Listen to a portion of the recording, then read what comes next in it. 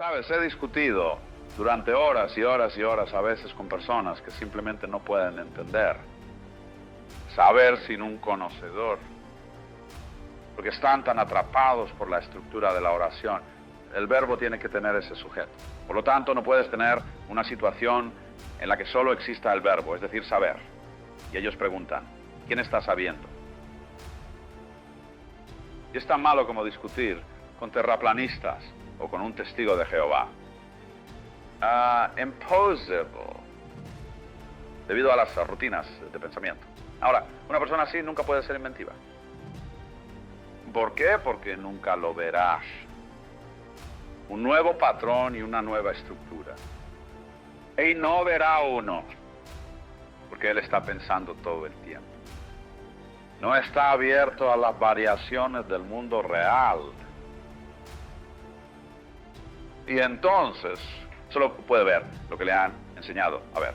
Es por eso que la psicología académica siempre está en una posición de desconcierto sobre la teoría del aprendizaje. Porque si aprender es un proceso de convertir nuevas experiencias en términos de lo que ya has aprendido, nunca realmente aprendes en absoluto. Es como, según una aerodinámica de mente cerrada, las abejas no pueden volar. Bueno, no hay forma de explicar la aerodinámica de esa vibración, pero vuela. Y a menudo te enfrentas a esto cuando un inventor tiene una idea y todos sus colegas le dicen, oh, no seas tonto, no puedes hacer eso. Simplemente no funcionaría. Bueno, dice, lo he probado y funciona. O ellos dicen, vamos, y muy a menudo ni siquiera lo intentan. Ellos simplemente dirán que no se puede hacer. No puedes obtener un dogmatismo fantástico en el mundo científico. Y tienes que tener mucho cuidado de no molestar ciertas cosas absolutamente fundamentales, estrictamente prejuicios, que son el resultado de pensar demasiado y de acostumbrarse a las rutas cálidas del pensamiento. Y entonces nunca podrías ver lo nuevo. Entonces este es el verdadero significado de tener la mente abierta. No solo que eres un tipo liberal, sino que puedes apagar tus pensamientos. Y así se enfrentaría a la realidad. Las ideas, ¿ves?, pertenecen al mundo de los símbolos. Lo que experimentamos con nuestros sentidos es, por supuesto, el mundo físico, el mundo real. Puedes preguntarme, bueno, ¿no hay también un mundo espiritual? Pero debes entender que el mundo espiritual es lo mismo que el físico, cuando lo físico no se confunde con lo simbólico. No hay una diferencia real entre lo espiritual y lo físico. Es toda una energía.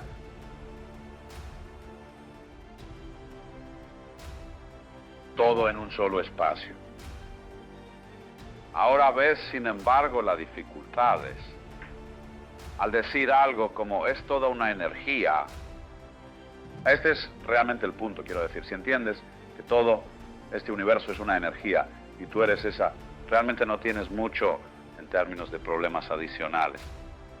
Quiero decir, tienes algunos problemas prácticos, como cómo hacer una buena mesa o un hermoso vestido o lo que sea que estés buscando, pero ya no tienes más problemas metafísicos.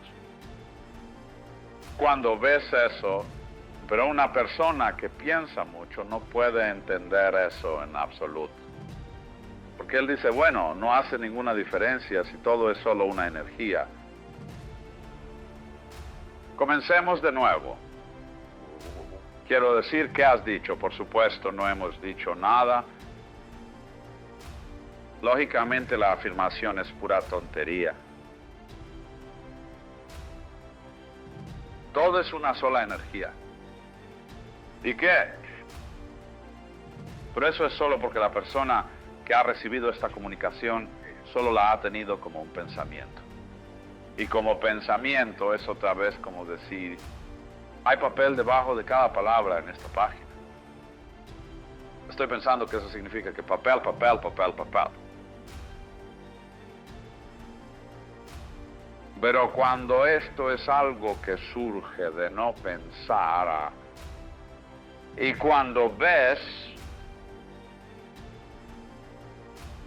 eso te han engañado toda tu vida, todos los demás te han fastidiado. Pensando en eso, eres una especie de bicho raro que llegó a este mundo. Y realmente no perteneces aquí, porque probablemente tus padres realmente no te querían. Y ciertamente tus hermanos mayores y hermanas no te querían cerca, estabas comiendo y todo. Y en la escuela te lo dicen, ya sabes. Tienes que aprender que no eres la única piedra en la playa. Y que por lo tanto la mejor manera de enseñarte eso es que realmente eres bastante insoportable por aquí. Y estás en libertad condicional hasta que son aceptables. Bueno, los bebés entonces crecen, ¿ves? Con este tratamiento, sintiéndose extraños, sintiendo que la tierra es algo ajeno. Y así todos tenemos este sentimiento de estar solos, de ser pequeñas marionetas impotentes de un gran sistema en marcha. Y así nos engañan progresivamente. Realmente, con nuestra propia cooperación, engañados. Esta sensación de que puedes obtener, si suspendes todas estas identificaciones que uno hace con el proceso de pensamiento, esto es aquello, soy yo, lo que es mío es diferente de lo demás. Usa el mapa acelerado. Y ves, no simplemente, que todos esos problemas, todas esas definiciones de quién eres eran irreales. Hay algo más, ¿ves? Hay la sensación, más allá de haber disipado la ilusión de pura disfruta y deleite, de esta única energía, ahora se está realizando como tú. Y qué agradable que no siempre estará haciendo eso, porque eso se volvería aburrido. Irá así, ¿ves? Y será una situación completamente diferente. Ya sabes, te toparás con un muro de ladrillos y bueno, antes de que te des cuenta, tú eres yendo pitido, pitido, pitido, pitido, saliendo de una cáscara de huevo. ¡Wow! Todo el asunto se ha invertido y lo estás haciendo en otro camino.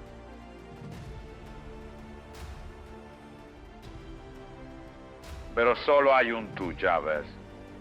Es toda la misma energía.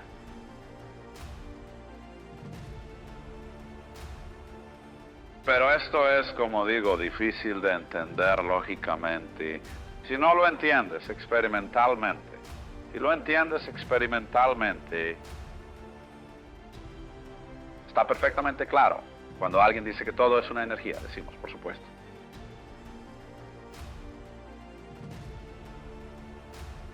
Pero la persona que se queda con los conceptos y no tiene nada más que el concepto, simplemente no puede entenderlo en absoluto. Y él dice, bueno, estás sufriendo una alucinación. Y procederá a demostrar, según sus ideas, que lo que has logrado en eso no te ha hecho ninguna diferencia a ti, ni a nada más. Y por supuesto, se puede probar. Porque su prueba está diseñada para dar justo ese resultado. Bueno, entonces, entré en eso con cierta longitud, la pregunta de no pensar, debido a tratar de señalar cómo uno debe evitar, tratando de entender el espacio, de tal manera que lo convierte en algo como una caja que ves que contiene todos los objetos en ella. pero sea algo como el espacio está al mismo tiempo en confabulación con las cosas. Hay dos aspectos, dos polos, dos términos de la misma energía.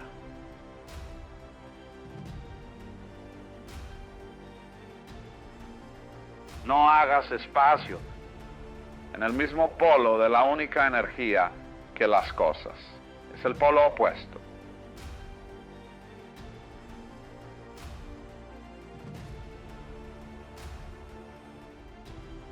Entonces es por nuestro el tratamiento del espacio como nada, ¿ves? Tenemos miedo a la muerte. Tenemos miedo de ese polo de experiencia que es la inconsciencia, que corresponde al espacio que rodea el mundo. Y porque pensamos que la realidad, que nuestra vida, que nuestra identidad está completamente en el dominio de la conciencia y la cosa. Y piénsalo. El otro polo parece completamente amenazador, mientras que por supuesto es de eso de lo que todo depende. Porque los dos polos dependen el uno del otro. Ellos se energizan el uno al otro. Entonces, cuando tienes miedo del lado de las cosas que no son, tienes miedo, por así decirlo, de tu propia madre. Ahora, por supuesto, puedes tener razón para estarlo, porque existen cosas como madres devoradoras. Pero la madre devoradora representa el horror original sentido por lo desconocido. Y en la práctica, en las relaciones humanas, el tipo de madre devoradora es precisamente la persona, que no puede aceptar su propio desconocido. Por lo tanto, ella quiere controlar todo. Quiere ver que todos sus hijos permanezcan perpetuamente bajo su dominio. Bueno, ella no puede soltar, como si ella dejara ir. ¿Sabes? Se había descorsetado y se dejaba caer por todos lados, por así decirlo. Oh.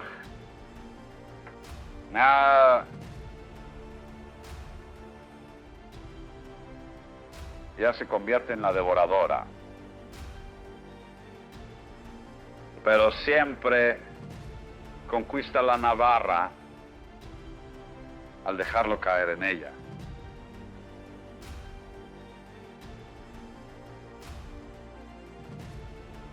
Por fe, en otras palabras. Fe en el sentido de confianza, no me refiero a creencia, confianza. Caer en el espacio y flotas. Esto solo comienza a ser entendido por la gente de los cohetes. Cuando llegan allí, vamos a tener, no sé cómo está procediendo la psicología de esto, pero vamos a tener mucha gente saliendo al espacio y no queriendo volver. Porque cuando estás en órbita, flotas. Sensación muy interesante. Y deben seguir reglas muy estrictas, igual que con el buceo. Cuando llegas a cierto nivel de presión, empiezas a flotar y no sientes el peso del cuerpo. Y tienes que mantener absolutamente tu voluntad. Cuando el reloj dice algo, te levantas. Las órdenes son órdenes, de lo contrario te ahogarás en gran deleite y felicidad. Adiós. Entonces, el punto es, sin embargo, que estamos en este momento mirando al espacio como algo a ser ingresado por el tremendo empuje de un cohete. Porque esa es la actitud de atacar lo desconocido. Y eso nos hace no darnos cuenta de que ya estamos en la nave espacial más magníficamente equipada, que apenas podrían mejorarse. Tiene una fuente de temperatura y energía a la distancia correcta. Está maravillosamente equipado con oxígeno, con suministros de comida, con todo tipo de cosas encantadoras para hacer mientras estás de viaje, y se está moviendo por el espacio a una velocidad colosal, y se llama planeta Tierra. El arte de explorar desde el planeta Tierra no depende de conquistar el espacio con cohetes y bombas, pero en desarrollar una mayor sensibilidad en el lugar donde estamos. Lao Tzu dijo: sin salir de mi casa conozco todo el universo. Entonces, por torpes comienzos, se ve la sensibilidad en la radioastronomía. En lugar de intentar saltar fuera del mundo, se queda aquí y se vuelve más sensible. Y finalmente creo que descubriremos que cada uno de nosotros tiene dentro de nuestras cabezas una contracción radioastronómica de gran sutileza. Y eventualmente, cuanto más usemos instrumentos, comenzaremos a observar un proceso al que llamaré eterealización. Lo que en la actualidad llamamos miniaturización está conectado con esto. La miniaturización significa que el equipo electrónico se vuelve más y más pequeño, hasta que lo que originalmente era una gran caja como esta se convierte en una cosita muy muy pequeña y minúscula célula. Y así, de la misma manera, a medida que avanzan ciertas técnicas, todo tipo de líneas de unión, como cables, comienzan a desaparecer. Mira, cuando la radio sustituye al teléfono, todos los cables desaparecen. Cuando el avión sustituye a la carretera y al ferrocarril, todas las carreteras y vías férreas van a desaparecer. Y cada vez más encontramos medios para deshacernos de la torpeza de la tecnología primitiva. Y luego, a medida que todo este aparato desaparece, nos damos cuenta que nos estamos moviendo en la dirección de tenerlo todo en nuestro propio aparato, al igual que los delfines tienen sonar. Las palomas mensajeras tienen radar incorporado. Creo que todo está en nosotros, pero tuvimos que exteriorizarlo tecnológicamente para descubrirlo dentro. Es curioso cómo, pasado la mitad del siglo XX, hay una evidencia muy fuerte de un renacimiento en la filosofía occidental de lo que solía llamarse idealismo, no en el sentido moral, sino en el sentido metafísico. Es decir, del sentimiento de que el mundo externo está de alguna manera creación de la mente. Solo llegamos a este punto de vista con suposiciones muy diferentes que las que tenían personas como Hegel o Berkeley o Bradley, grandes idealistas de la tradición metafísica europea. Probablemente soy más parecido a tendencias similares en la filosofía budista, surgiendo de India alrededor del año 400 de Cristo. La diferencia de enfoque, la diferencia en la forma en que hoy surge esto y la forma en que surgió en el pensamiento de un hombre como Bishop Berkeley. Ese es el nuevo idealismo. Tiene una especie de base física curiosa. Cuando uno discutiría todo lo que sabes está en tu mente, y la distancia, la sensación de externalidad entre tú y otros objetos y personas, también es el contenido de la conciencia. Y por lo tanto, es toda su conciencia Esto, por supuesto, creó todo tipo de sentimientos extraños. Las cosas están ahí cuando no estoy presenciándolas todas. ¿Hay alguien más ahí? ¿O todos ustedes son mi sueño personal? Y uno solo tiene que imaginar una conferencia de tales personas, de solipsistas, aquellos que creen que solo ellos existen, discutiendo cuál de ellos está realmente allí, para hacer la idea bastante risible. Y además, parecía no haber claridad en tal pensamiento filosófico en cuanto a lo que significaba el término mente o conciencia. Tenía largas asociaciones con lo miasmático y el gaseoso a través de imágenes. Adiós. Mente, alma y espíritu siempre fueron vagos y sin forma.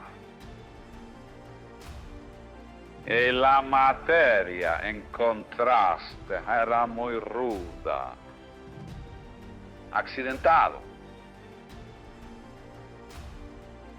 ¿Y cómo estos dos alguna vez se influyeron mutuamente? Nadie nunca pudo decidir. Porque todos los fantasmas bien comportados caminan directamente a través de las paredes de ladrillo, sin perturbar ni los ladrillos ni los fantasmas. ¿Y cómo puede una mente encarnar en un cuerpo material, mover ese cuerpo de cualquier manera? Siempre fue un enigma. Entonces la gente comenzó a pensar que la diferenciación entre mente y materia no tenía sentido. Porque realmente lo que sucede al hacer tal diferenciación es eso lo que empobrece ambos lados de eso.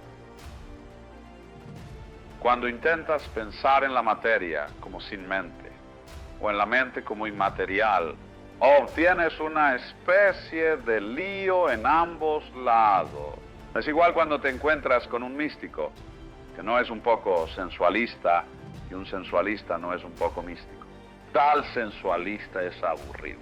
Este místico es un fanático, es demasiado espiritual. Es lo mismo cuando separamos la profesión médica del sacerdocio. Ambos son perdedores. No solo porque pierden la mitad opuesta llamada, pero el problema es cuando separas a un médico de un sacerdote. Haces más que creas una especialización de lo que originalmente era un campo, creas dos especializaciones. Porque un sacerdote médico es más que un sacerdote más un médico. Por tener, por así decirlo, la visión binocular de la medicina y de la religión, simplemente no ve dos áreas agregadas, ve el área en 3 dimensiones, como resultado de esta combinación. Bueno, de una forma similar, cuando tenemos los conceptos de mente y materia, trabajando por separado, ambos son empobrecidos. La mente se convierte en una especie de gas psíquico, y la materia se convierte en mera sustancia.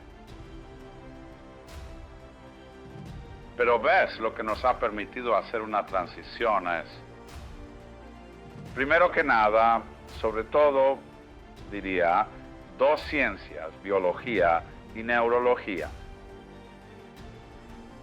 Porque a través de la biología, y en cierto modo la física, el método de la física nos ha mostrado que la idea de que el hombre puede ser un observador objetivo de un mundo externo, es decir, no él mismo, para que, por así decirlo, pueda alejarse y mirarlo y decir, ¿qué hay ahí fuera? Vemos que esto no se puede hacer. Podemos hacerlo aproximadamente, pero realmente no podemos hacerlo completamente. Por la simple raíz, por 2 razones. La más importante es que el biólogo nos lo mostrará muy claramente. No hay manera de separar definitivamente un organismo humano de su entorno externo. Los dos son un solo campo de comportamiento